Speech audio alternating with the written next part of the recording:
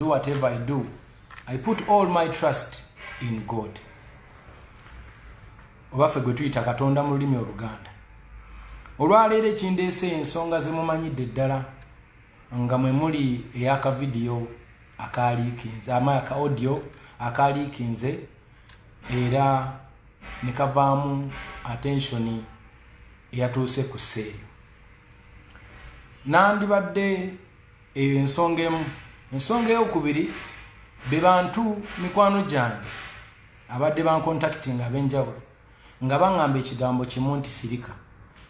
Ekigambo ekyo sirika kyekyanzijeeyo kuba kyandaze nti tuli mu buzibu obw'amaanyi.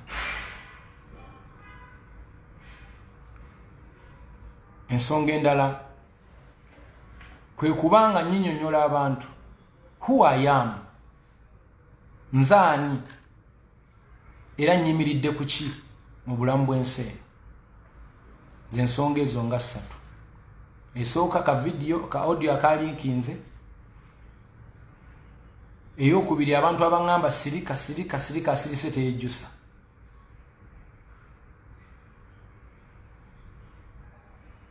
Ensonga eyokusatu oba eyokuna kwe kussaamu abantu ekitiibwa, kubanga abantu bonna bwe bafuuka ne babeera attentive ku nsonga ng'eno, ensi yonna nevaayo ne commentinga mu ngeri emu oba endala. There is no way you can ignore. Tosobola gamba mbunne ezo ensonga temuli makulu nga abantu bonna bakiwadde obudde. Kiba kitegeeza onyoomye bantu banno oba public. So nensalawo nveeyo ebigambo nno bineme kubanga binjogerwako bwogerwa, wabula mbyeyogerere abagenda okunjogerako bakootinge mu byange mwe baba bajja version entuufu. Alhamdulillah, bismillah. Ntandika. Olunaku olwaliro njagala buli muntu alunootinge down. Era njagala buli muntu ategere who I am and what I stand for. Njagala leero buli muntu ategere position gye nnyimiriddemu era gye nstandinzeemu ng'omuntu.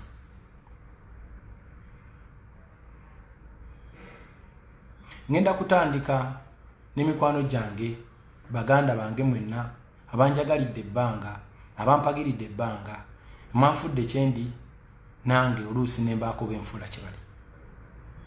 I cannot ignore you nenga akansirike sigenda kwogera kintu kyonna ku nsonga yakutte ku ggwanga lyonna. I have to speak up. I'm here.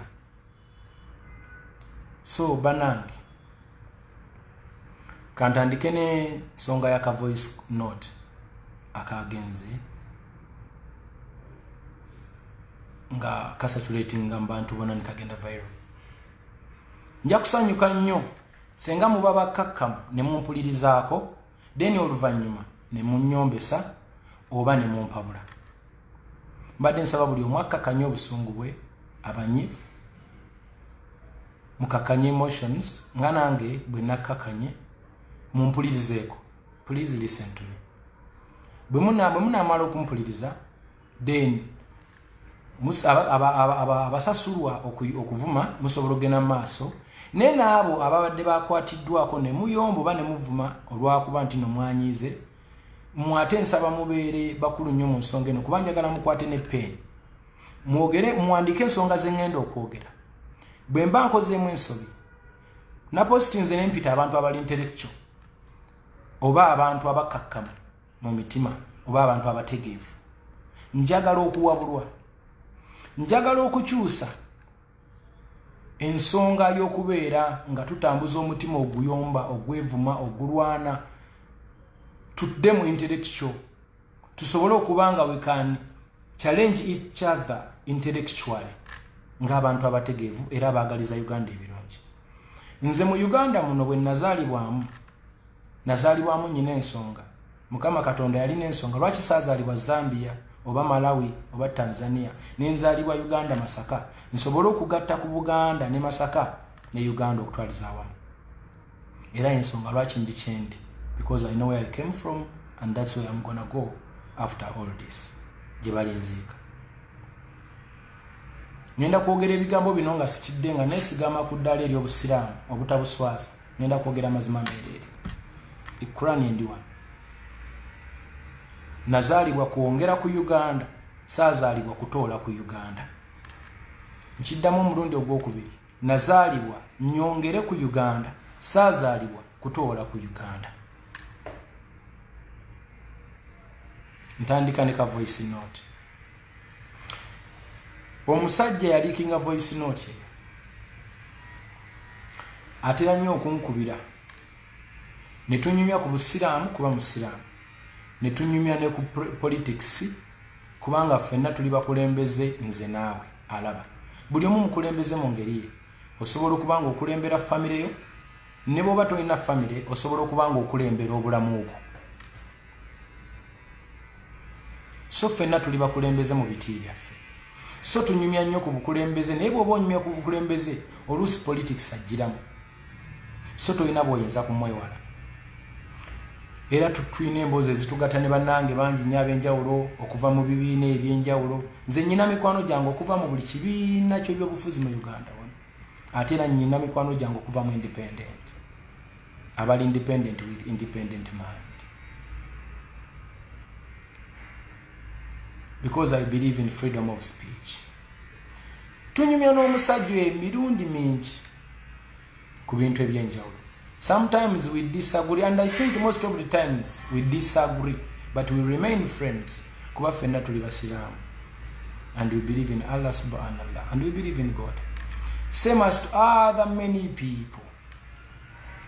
Benjogera nabo, sometimes we agree or we disagree, but we agree to disagree. And that's why I deal with them. Because they're intellectuals, they're smart.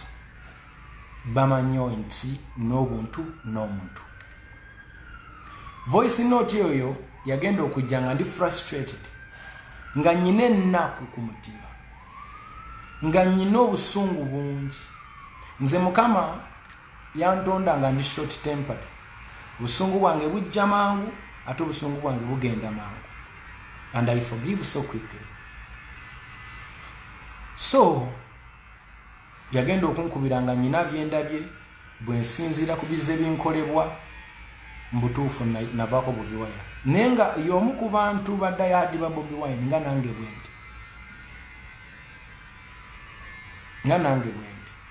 So bwe twogera bye twogera byonna, eno call nali nkubira omuntu.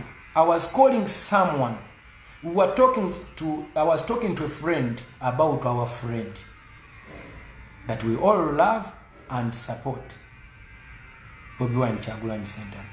I was talking to a friend and we were talking about a friend. Towuliriza voice note yeno ng'olinga awuliriza interview nti nabadde ku interview nga nyina gwe nkubira. No. Giwulirize as a leaked audio. A leaked phone call recorded by someone bwe nyinza okugamba nti yandiddemu olukwe. Kubanga nadde sikimusuubiramu. Naye ndi musanyufu nnyo nti audio eyo yatambudde. Osanga Mukama Katonda alina kyayagala okuyisaawo. And it is the reason why I am here today with the Quran. Because I'm going to speak the truth.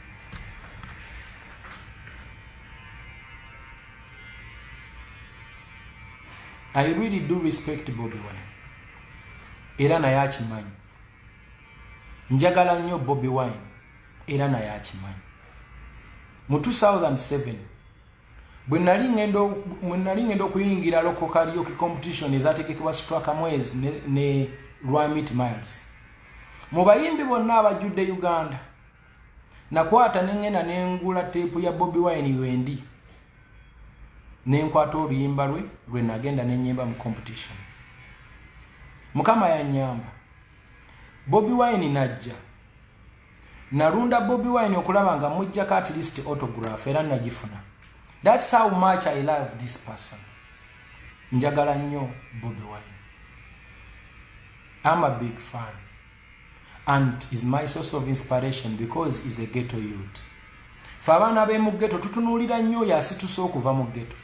Atuwanye essuubi nti oba oli awo nange nsobola okufuuka ng'omusajja oyo. omuyimbi asinga okunyimbira ennyimba ne zinnyumira ye Jose Chameleone ne Bobi Wine.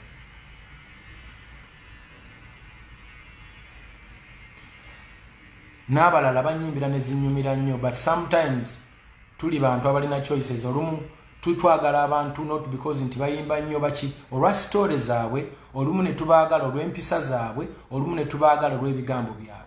I really do love Bobi Wine. And I'm so proud of Bobi Wine.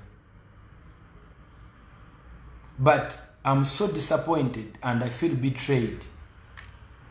Olw'ensonga zisobola ate kubayingiriza nnyo deep. Ezo zitanzijaayo kwogera nsonga ngezo ze nayogera mu ka audio.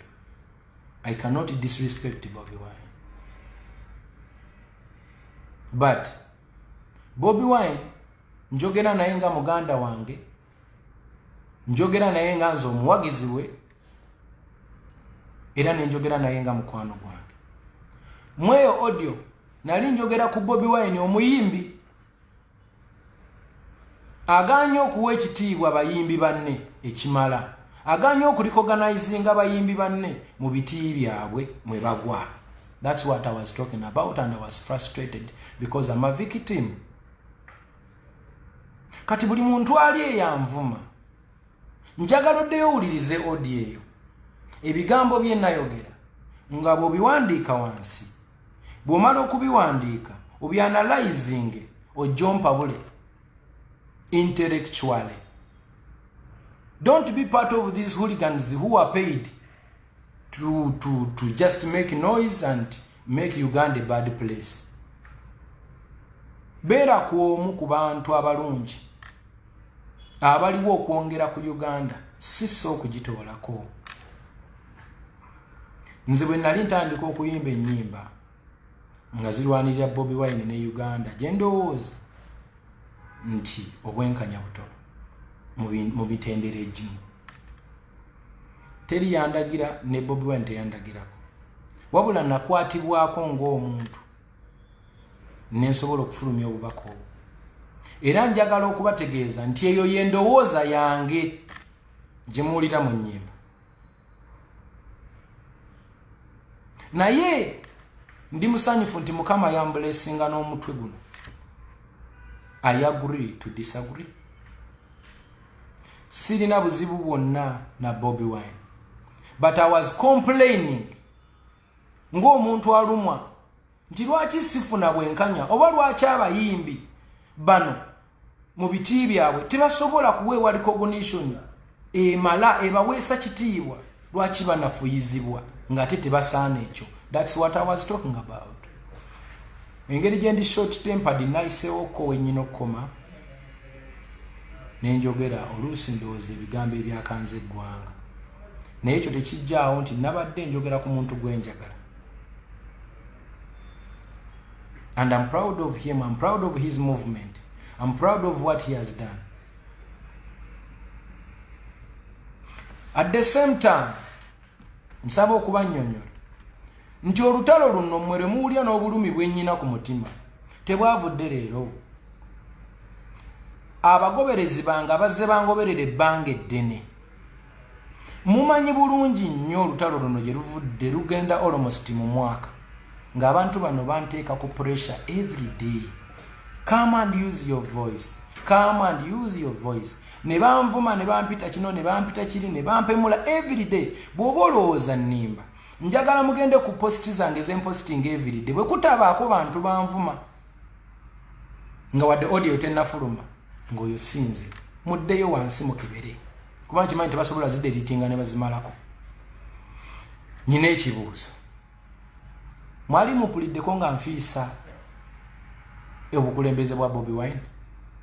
Mwali mumpuliddeko nga ngamba nti temulonda Bobi Wine? Mwali mumpuliddeko nga nnwanisa enteekateeka ze? Mwali mumpuliddeko nga muddi campaigninga? No.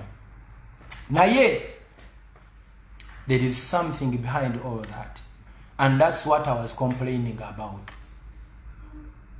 I was crying for justice from the person I really do love, because I feel betrayed as a person. Nyinze nga Kenzo bwemba ngoberera omuntu simugoberera nga agoberera Buddha. No. Ngoberera omu Allah subhanahu kubanga ebintu bye birambuka bulungi atusindikira n'omutume Nabbi Muhammad namukkiririzaamu obuntu bulamu. Nabbi yakola ebintu ebirungi ffenna bye twenyumiriza. Senga Nabbi yali yakolayo ebibi era nandibyogeddeko. Jesus Christ mukkiririzaamu kubanga Jesus bw'omusomako buli kye yakola kituufu. Mu budde obutuufu mu ssaawa entuufu. Bobi Wine mukkiririzaamu. Naye Bobi Wine alina ebintu byali mu kukola nze ate bye sikkiririzaamu wadde nga byenzikiririzaamu bingi. Same as President Museveni. President Museveni mugoberedde ebbanga ddene namukolerako ne mu 2011. After 2011 natandika okulaba nga ebintu ebimu ebitambula nze tebinsanyusa nga kwotadde n'okuba nti saasasulwa bwe nabakolera. Simanyi oba ye yanyaga oba be yatuma tebampa sente zange naye saasasulwa. And I didn't complain because I respect President Museveni. Sirina buzibu ku Bobi Wine guno omukono gwa ddyo. Bwe mba nnyina obuzibu ku Bobi Wine ng'era mwagaliza kibi, nsaba Mukama Katonda anzigyeko buli kye nnyina nsigale bute ntambuze ebigere ku Kampala Road. Bwe mba mwagaliza kibi Bobi Wine era nkutte Qur'ani nti bwe mba nnyina ekibi kye njagaliza President Museveni nsaba Allah nkola ekyo nna kyasinga okwagala. Bwe mba nnyina obuzibu ku mukulembeze yenna ow'eggwanga lino nsaba Allah nkole buli kimu kyasinga okwagala. Bwe mba nnyina obuzibu ku muntu yenna eyanvumye oba abantu abalina enzikiriza zaabwe ez'enjawulo nsaba Allah ankole kyasinga okwagala. Sibalinaako buzibu but some of them I disagree with them. I disagree with the Honorable Kyagulanyi olw'ebintu ebimu bya driving. I disagree with the President Museveni olw'ebintu ebimu bya driving. I do agree with Bobi Wine olw'ebintu ebimu byatambuza. I do agree with President Museveni olw'ebintu ebimu byatambuza. Ku bantu ababadde basinga okunvuma nga bannanga okuba nti nagenda ewa Museveni, nsaba okubategeeza nti ebizibu byammwe ne President Museveni bye mumunyiigirako ebyo nammwe byammwe, nze nange bye munyiigirako byange ne bye musiimako byange.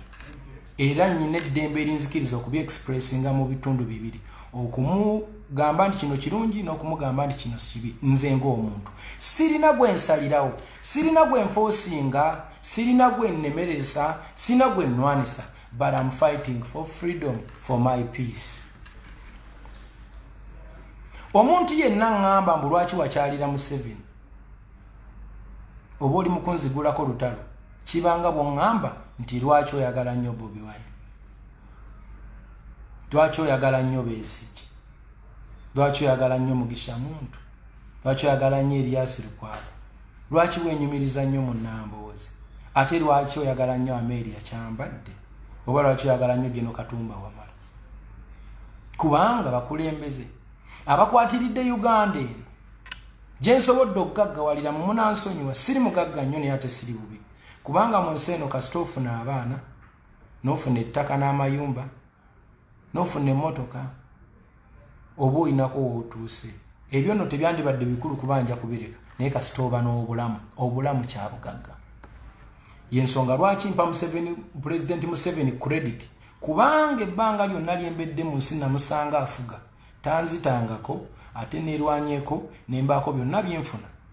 Singa President Museveni wano yateekawo ko ku lutalo wano mu Central Buganda oba mu Uganda wano, nembanga nfunamuko okulemesebwa, nandibadde sirina BET, sirina baana bange, sirina nyumba zange, sirina mataka gange. Nze nno munnange ntobye nentuuka n'okuba nti nagula ne ku beach era abantu tugenda liirayo ebyennyanja obudde bwonna. Kati sinza butamuwaka credit yako. However much I also do disagree with him. Sinza butawa Bobi Wine credit zaagwana nti Bobi Wine alwaniridde eddoboozi ly'omuntu we wansi okubanga liwulirwa. I thank him for that. Munfuna bulungi. Nze ndi wano okwe-expressinga what I believe in as a person. I'm not here to speak for nobody. I'm not even to speak for my children. I'm here to speak for myself as a Dikenzo. I'm expressing my feeling on a honest point of view. Wonna wawulira nkoze ensobi nsaba noting ojompa bulemu. Nsaba wabeeyo omuntu ajja ambuulira nti lwaki nyina okuwalana Museveni mu bulungi obw'ekitalo. Nyinyonyola lwaki nyina okumuwalana. Era ombulire lwaki sirina kwogera naye mu butungi obw'ekitalo. Bwonna mpa points zo nga ndaba zimakinga sense. I will stop. Era njagala ompa ensonga. Lwaki golowooza mpala na Bobi Wine? Bino ebintu tusobola obikola on kamera nga n'abantu balaba ne tufuna discussion ng'abavubuka abategeevu. Naye bino ebintu by'okugenda nga tuvuma ensi yonna muswaze ensi yonna bye bimu ku bintu ebyanzijja mu layini y'okubanga ntambulira mu mbeera eyo ey'obuwagizi bwa people power, kubanga nalaba nga waliwo ebintu ebikolwa nga nze sibikkiririzaamu. Ate siri ndiga nti ngoberera bugoberezi. Nze ndi muntu alina byenjagala okubanga biyitawo. Ndi muntu alina kyayagaliza Uganda eno okujongerako. Kati nange nnyina bye ndowooza nti biyinza okukola ne bitambuza Uganda era ne bigitwala mu maaso. Kati gwe bwe mba nkugoberedde nga nkuli mabega naye nga ndaba tokkiriza kuwabulwa, toyagala kwogera n'abantu, toyogera kutoba abantu budde, toyagala, then nze ngamba kati kanzireke ebbali kuba kati kino kinsusse. Naye sigamba nti bambi mpala na mukulu wange. Mwagala nnyo era mwagaliza nnyo. I wish him all the best. Kurani njikutte. Bwe mba mulinako obuzibu Allah njijulire mu bulamu bw'ensi eno bubi nnyo oba ndekewo mbonaabonereko. Si mulinako obuzibu alaamu aramayi. Njogera nga nkute Kurani nze nagenda ku Kaaba ne njeetoolola ne nsaba Allah ekisonyiwo byonna bye nali nkoze mu nsi eno ansonyiwe. Bwe mba nga nnimbye nga nswaza Allah Katonda gwe nzikiririzaamu nga Bobi Wine nyina kye mwagaliza ekibi. Era bwe wabaayo omuntu yali ampadde ssente nti genda okyaye Bobi Wine abantu oba genda ofiise Bobi Wine nga baazimpa nti genda omufiise, era Mukama nkole kyasinga okwagala. Na meetinga President Museveni ne twogera bye twayogera ne muviira nga taŋŋambyeko kigambo Bobi Wine. Nayogera ku byange ebinkwatako ne industry ng'omuyimbi kuba nali ntutte award. Though nandisabye this time engeri gye nvumiddwa n'enkyayibwa abaagalwa abange abamu. Ampa obudde President Museveni oba asobola mubuulire ku mboozi eno gye mpiseemu era mubuulire lwaki embeera eri bweti. Senga anaaba mpadde omukisa alhamdulillah nandyagadde omunnyonnyola ekiri ku ground kuba nkimanyi. Era kye nandisabye ow'ekitiibwa Kyagulanyi ampite Magere aŋambe Kenzo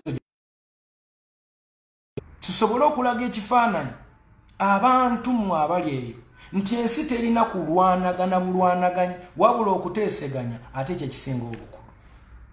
Mukkiriza mu Jesus Christ and Nabi Muhammad. Njagala mutunulira abantu abo ebintu bye baakola n'engeri bwe baahandolingamu ensonga kyali kikulu nnyo. Y'ensonga lwaki mubakkiririza. Omuntu yenna yeegulumiza ne yeefuula Sipiria n'alowooza nti ye tagambwako ne batuuka n'okugamba nti tasobya, then nze ng'omu awo mba nzirako ebbali. Nze nno nsobya era nzikiriza nti ne bwe nayogedde okuva we natandikidde mpaka wano nandiba mistakes ze naakakola tezibalwa.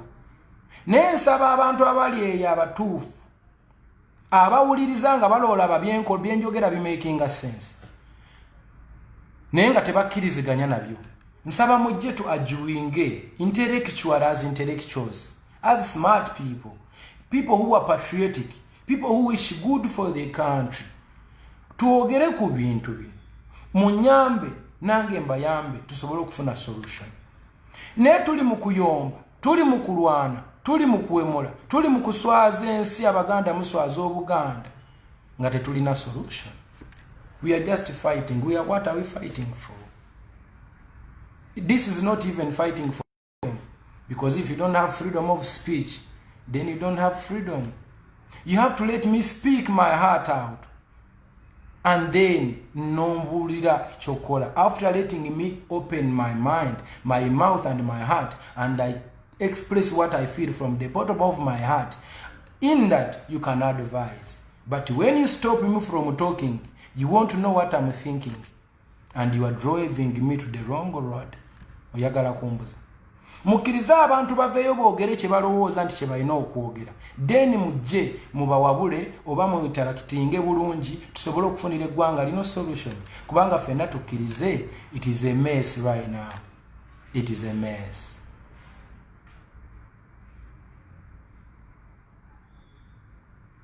Onfuna. Waliwo abantu abasasulwa okuvuma. Abo bo mubaleke bagende mu maaso kuba ogwo mulimo gwabwe. It is a job, it is part of maybe the strategy.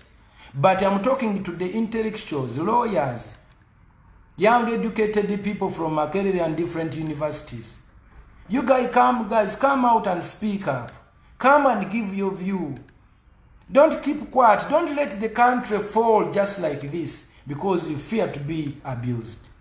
Don't be intimidated by nobody. Come and give your view because this is your country. Njagala okuyita buli muntu ali yasirika nti bavuma nnyo. Jangu oyogere bakuvume nenga nawe tutegedde kyolowooza. Namwe abavuma njagala okubabuulira nti nze siri mu kubalwanyisa era mbaagala nnyo alhamdulillah. Nsaba Allah bawe kye musinga okwagala. Naye munnange mbaagaliza mirembe.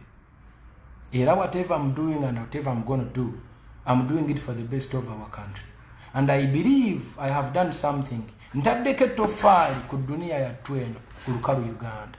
I've done something. Right now as I speak, okusinzira ku messages enfuna, I'm expecting okufa oba okufiirwa. Kubanga messages enfuna bwe zingamba.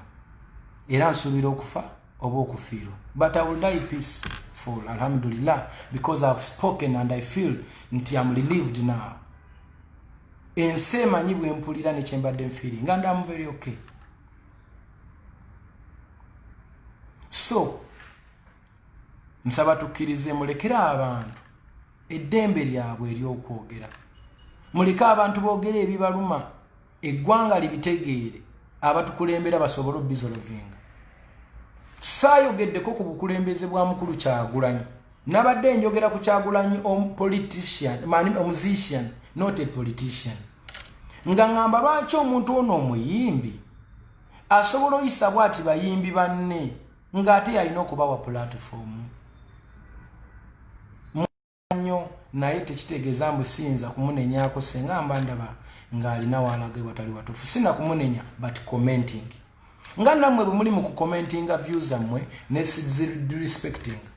Buli omu abayogedde byonna bye mwayogedde nga nkutte Kurani eno sibalinaako buzibu kubanga nkimanyi muli banyiivu. Ate ensonga zammwe nazo ntuufu. Naye ekisinga